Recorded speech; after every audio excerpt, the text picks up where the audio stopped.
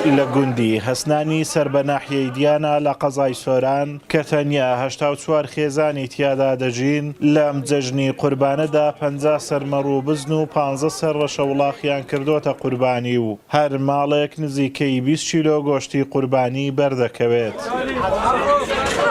دانیشتوانی گوندی هەسنان ساڵانە سونەتی گەورەی قوربانی کە یەکێکە لە دروشمە گەورەکانی ئاینی ئیسلام پێکەوە جێبەجێی دەکەن و پابەندی و گوێڕایەڵی خۆیان بۆ فەرمانەکانی خوای گەورە دووپات دەکەنەوە.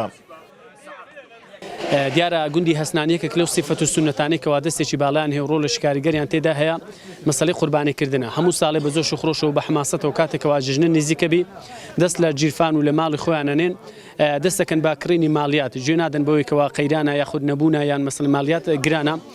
هەموو ساڵێ ئەو سونەتیان بە بەرزی ڕاگرتیە ئەوەش بە تێگەیشتن لە پەیامی پیرۆزی ئیسلام و ئەو ئامارێک کە وەرم گرتی ئەوڕۆکە لە قوربانیکردنەکە تقریبا هەمووی 84 ماڵە و کۆی ئەو چێلانێکە کوژراینەوە چێلەکان نزیکەی 15 چێلە و بزن و مەڕ تقریبا 50 سەر بوو و هەمووی 1650 کیلۆی و دەرچوو.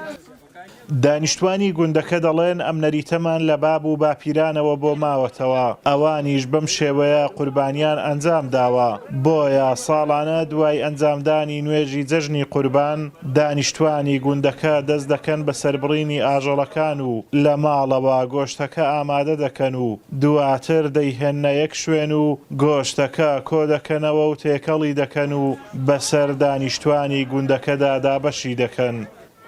وڵا هەر نوێژی بیانی کرا جێژن لە مزگەوت هەر ڕاستەخۆ لە مزگۆت دەڵێن کاکە قوربانی دەکەین ڕۆژی یەکەم نەکو ڕۆژی دووەم و سێم و چارەم ئەوانیش واجب هەتا چارەم بەڵام ئەمە ڕۆژی یەکەم دەست پێکەین بەیانی جاران دەنهێخستە دوای نیوەڕۆ بەڵام ئێستا گەرما هاوینە واکەین لە بۆ نیوەڕۆ دابنین و خلاصی بکەین. ینی لە خەڵکی ئەو گوندەی شعارەکان هەیە ئەڵێن ئەگەر لە قوربانی قەرزیش بکرێت باشە هەموو ساڵی قوربانی بکرێت. لێ خەڵکی گوندی الحەمدوللا هەمویان بە تێکڕای ساڵانە قوربانیی زۆر ئەکەن.